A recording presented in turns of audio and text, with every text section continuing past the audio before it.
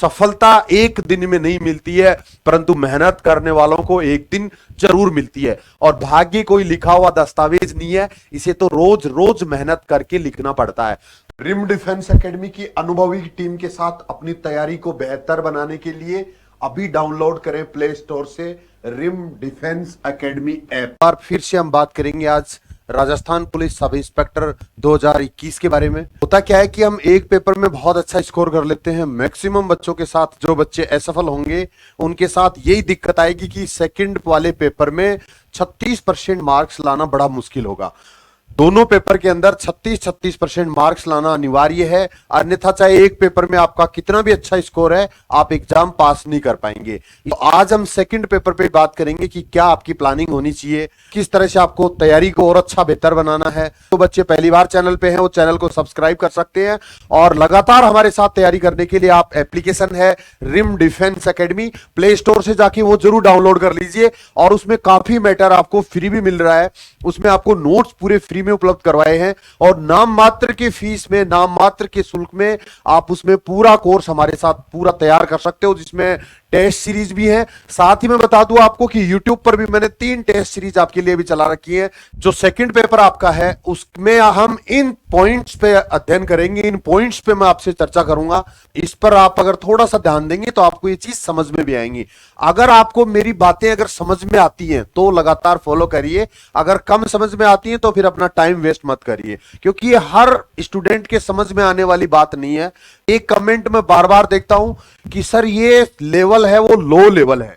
जब हम हिंदी की टेस्ट सीरीज कराते हैं या जीके की जब टेस्ट सीरीज चलती है तो कुछ बच्चे हैं उनका ये कमेंट आता है कि सर ये लेवल सब इंस्पेक्टर का नहीं होता। तो वो चीज मैं आपको क्लियर कर दूं, मैंने सारे पेपर्स का विश्लेषण किया है। हो सकता है कि आपके पास थोड़ा सा टाइम कम हो, आपको पढ़ाई से फुर्सत नहीं मिल रही हो, बट मेरा जो सपना 100 सब इंस्पेक्टर बनाने का है उसके बाद मैं आपसे ज्यादा मेहनत कर रहा हूं। और ये वीडियो बनाने के लिए भी मैंने बहुत मेहनत की है, पुराने पेपर्स का मैंने विश्लेषण किया है और ये पाया है कि जो इतना बड़ा सिलेबस दिया हुआ है सब इंस्पेक्टर के अंदर, साइंस भी दी हुई है, हिस्ट्री भी दी हुई है, ज्योग्राफी दी हुई है, पॉलिटी दी हुई है, इकोनॉमिक्स दी हुई है, करंट पूरा दिया हुआ है, राजस्थान का है, इंडिया का है, पूरा विश्व का है। तो इतना एक स्टूडेंट कैसे तैयार कर सकता है? ये इसमें जो क्वेश्चंस का जो लेवल है वो हर सब्जेक्ट में एवरेज लिया गया है। आपको हिस्ट्री का मास्टर डिग्री होने की जरूरत नहीं है, आपको साइंस में पूरा साइंटिस्ट बनने की जरूरत नहीं है, आपको बहुत गहरे क्वेश्चंस को ज्यादा पढ़ने की जरूरत नहीं है।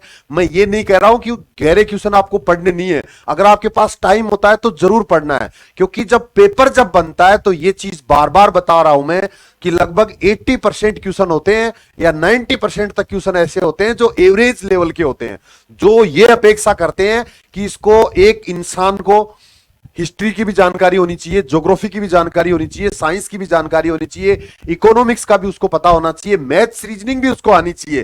तो वो उसी लेवल के 80 to 90% क्वेश्चन होते हैं। सिर्फ 10% क्वेश्चन ऐसे उठाए जाते हैं, ऐसे डाले जाते हैं जो हर सब्जेक्ट के अंदर सिर्फ मास्टर डिग्री वाला ही कर सकता है। सिर्फ वो लोग ही कर सकते हैं जिनका वो सब्जेक्ट बहुत अपना खुद का सब्जेक्ट रहा है। क्योंकि आज तक मैंने तो देखा नहीं कि ऐसा कोई स्टूडेंट होता होगा कि जो मैथ्स में भी टॉपर है, रीजनिंग में भी टॉपर है, हिस्ट्री भी उसको बहुत अच्छी आती है, ज्योग्राफी का भी मास्टर है वो, या साइंस में भी उसका एमएससी उसने किया है। तो ऐसा तो आपने भी नहीं देखा होगा। अर्थात आपको वो मास्टर बनने की जरूरत नहीं है, आपको सिर्फ जो जो सब्जेक्ट आपको इसमें सिलेबस में दिए हुए हैं उनकी सिर्फ सामान्य जानकारी होनी चाहिए और उसी से आपका काम आराम से चल सकता है, हम अच्छा स्कोर कर सकते हैं। और उसी लेवल की मैंने सीरीज रखी है, सेम उसी लेवल की सीरीज रखी है मैंने जीके के अंदर, हिंदी के अंदर। और मेरी जो टीम है पूरी, जो हम जो एप्लीकेशन के ऊपर जो आपको क्लासें दे रहे हैं वो भी हम इसी लेवल से तैयार कर रहे हैं, इसी तरीके से मैनेज कर रहे हैं, जिससे कि आप कम टाइम में भी अपनी तैयारी को अच्छी बना सकते हैं। जो हार्ड क्वेश्चन जो पूछे जाते हैं, जो 10% जो सिलेबस हार्ड लेवल का होता है, जिसको हम लेवल मानते हैं, जिसको कुछ बच्चे मानते हैं कि ये क्वेश्चन लेवल के हैं, वो सिर्फ बेटा 10% क्वेश्चन होते हैं। और उन 10% के चक्कर में हम मेहनत करते रहते हैं एक ही सब्जेक्ट में बहुत ज्यादा।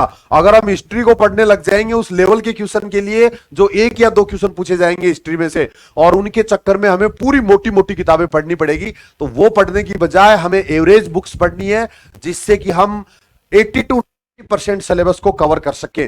जो 10% जो टफ क्वेश्चन होते हैं वो भी मैं आपको बता देता हूं कि वो क्यों डाले जाते हैं। वो इसलिए जाते हैं कि भारत में ऐसी एग्जाम की प्रणाली है कि उच्च योग्यता वाला कोई भी स्टूडेंट उस किसी भी एग्जाम में बैठ सकता है। सब इंस्पेक्टर की एग्जाम के अंदर आईएएस की तैयारी करने वाला भी बैठ सकता है, प्रोफेसर हैं वो भी बैठ सकते हैं, इसके अलावा आरएएस की तैयारी करने वाले भी सारे बच्चे बैठ सकते हैं। अगर वो टफ क्वेश्चन अगर नहीं डाले जाएंगे तो फिर सबके से 100 नंबर आ जाएंगे। जितनी वैकेंसी है उससे कई गुना बच्चे 100 में से 100 नंबर आ जाएंगे और फिर एग्जाम दोबारा करानी पड़ेगी। तो इससे बचने के लिए, सिर्फ बच्चों को कंफ्यूज करने के लिए 10% क्वेश्चन है जो टफ डाले जाते हैं और 80 to 90% क्वेश्चन ऐसे होते हैं जो एक आम आदमी को पता हो, जो एक आम स्टूडेंट को पता हो, जिसको सामान्य जानकारी हो, वो भी आराम से कर सके। हम गलती ये करते हैं कि हम उस 10% के पीछे पड़े रहते हैं, उसी के लिए बुक्स खरीदते हैं, उसी के लिए नोट्स लेते हैं, उसी के लिए पढ़ाई करते हैं। हम 80 to 90% जो क्वेश्चन से जो आसान होते हैं उन पे हमारा ध्यान नहीं होता है। जब एग्जाम आती है तो हम डरते डरते एग्जाम देने जाते हैं कि मुझे तो ये भी नहीं आता, ये भी नहीं आता, ये भी नहीं आता, और उसके बाद जो नहीं आता वो तो नहीं आता, जो हार्ड है वो तो नहीं आएगा, वो क्वेश्चन तो हम कर नहीं पाएंगे, और जो इजी है वो हमने तैयार नहीं किए, उनके लिए हमने प्लान नहीं किया, उनके लिए हमने मेहनत नहीं की। तो हमें ये प्लान करना है, हमें ये प्लान करना है कि मुझे साइंस के अंदर जो 20 क्वेश्चन आएंगे उसमें से 15 क्वेश्चन मुझे करने हैं। 5 क्वेश्चन जो टफ लेवल के आएंगे उनके लिए मुझे मोटी मोटी किताबें नहीं पढ़नी, मुझे जनरल साइंस पढ़नी है, सिर्फ सामान्य विज्ञान पढ़नी है। चाहे मेरा बैकग्राउंड है वो चाहे हिस्ट्री रहा है, चाहे ज्योग्राफी रहा है, चाहे पॉलिटी रहा है, तो भी मुझे साइंस पढ़नी है। चाहे मैं साइंस का स्टूडेंट हूं तो मुझे हिस्ट्री भी पढ़नी है, ज्योग्राफी भी पढ़नी है, पॉलिटी भी पढ़नी है। और जब कम टाइम है तो इसमें हमें और थोड़ी सी प्लानिंग ये करनी है कि कुछ पार्ट हमें छोड़ने भी हैं जहां से कम क्वेश्चन पूछे जाते हैं।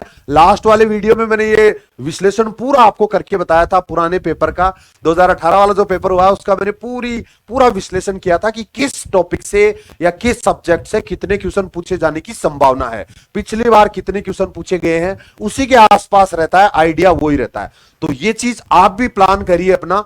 वो वीडियो अगर आपने नहीं देखे तो दोबारा देख लीजिए और उसके अनुसार प्लान करिए दोस्तों। अब कम टाइम में भी हम आराम से एग्जाम पास कर सकते हैं। बहुत ज्यादा अंतर फेल होने वाले बच्चों में और पास होने वाले बच्चों में नहीं होता है।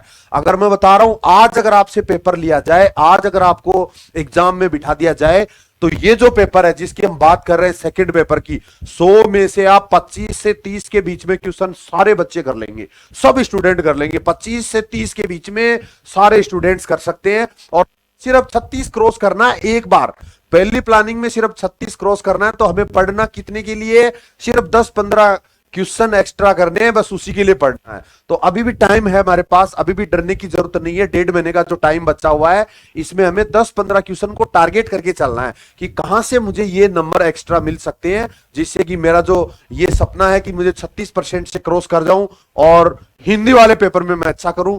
हिंदी आपको कैसे तैयार करनी है ये वाला वीडियो भी इससे पहले आ चुका है, अगर आपने वो भी नहीं देखा है तो अभी भी देख लीजिए। तो अब नेक्स्ट टॉपिक पे अपन बात करेंगे। मैंने बता दिया पुराने पेपर्स का विश्लेषण, और आपको अगर मेरी बातों पे अगर यकीन नहीं होता तो प्रैक्टिकल करके देखिए एक बार। आप 1 दिन 2 दिन मैं जिस तरह से बता रहा हूं वो टाइम आप देके देखिए, आप में आश्चर्यजनक आपको रिजल्ट मिलेगा, अंतर मिलेगा। क्योंकि अब इसके बाद में देखते हैं कि सिलेबस का अध्ययन करना है।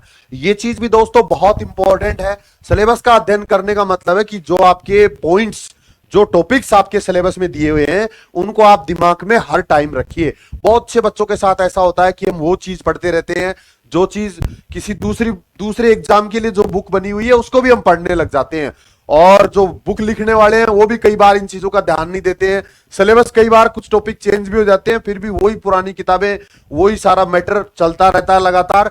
तो वो पढ़ने की बजाय आप टॉपिक्स के अनुसार पढ़िए। तो सिलेबस का अध्ययन करके अगर आप पढ़ेंगे, सिलेबस के अनुसार अगर आप स्टडी करेंगे तो आप में कॉन्फिडेंस भी रहेगा कि मैंने इतनी तैयारी कर ली और इतनी तैयारी मेरी बाकी है। नहीं तो पता भी नहीं चलेगा कब आपका एग्जाम आ जाएगा और इसी तरह से हम वहीं के वहीं घूमते रह जाएंगे गोल गोल, और वही जो हमारा स्कोर है 30 के आसपास आ जाए, वही 30-32 के आसपास फिर एग्जाम के बाद में भी रहेगा। फिर बड़ी निराशा होगी कि मेरा 1 नंबर कम रह गया, 2 नंबर कम रह गया, और पूरी मेहनत की हुई बेकार चली जाती है।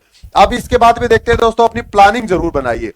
प्लानिंग अपनी कैसे बनानी है लास्ट वीडियो में मैंने बताया है, वही चीजें दोबारा बार बार मैं रिवाइज नहीं करूंगा। आपकी प्लानिंग हर बच्चे की रोज बदलनी चाहिए।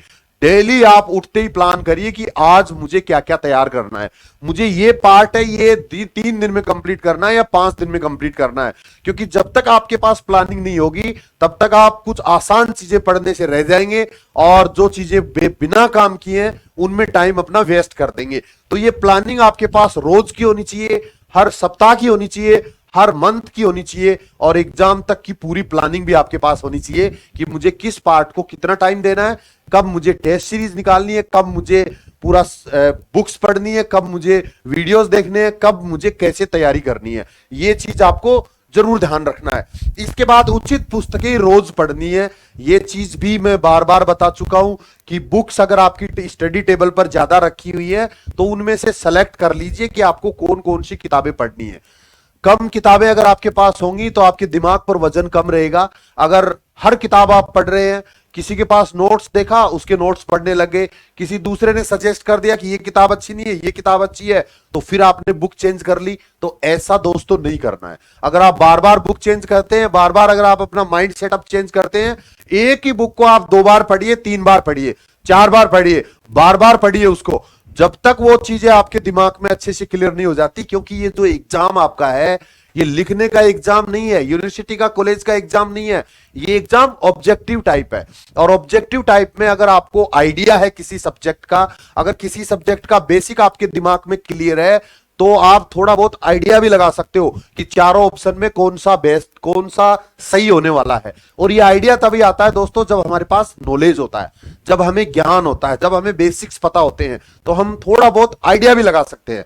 तो वो लास्ट में भी एक वीडियो में बताऊंगा आपको कि किस तरह से अगर आपको क्वेश्चंस नहीं आ रहे हैं तो आपको नेगेटिव मार्किंग से कैसे बचना है और किस तरह से आपको क्वेश्चंस अटेम्प्ट करने हैं, वो चीजें अपन बाद में डिस्कस करेंगे। बुक से ज्यादा नहीं पढ़नी है, कम किताबों को बार बार पढ़ना है।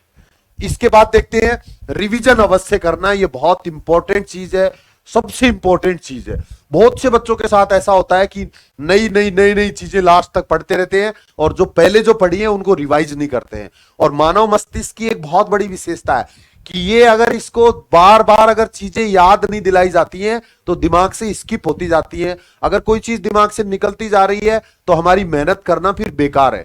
हम कभी भी अपने आप में कॉन्फिडेंट नहीं होंगे, लास्ट तक हमें डर लगता रहेगा। तो जितना आपने अब तक पढ़ा है सबसे पहले उसको रिवाइज करिए और फिर नया पढ़िए। रिवीजन करने के लिए रोज कम से कम 25% टाइम अपना निकाल के रखिए।